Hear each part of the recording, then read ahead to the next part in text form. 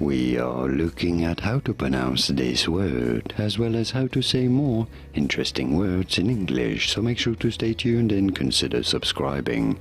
We're going to be looking at how to pronounce it in British English and in American English, as the two pronunciations differ. For reference, this is a word of French origin. In French it is said as avalanche.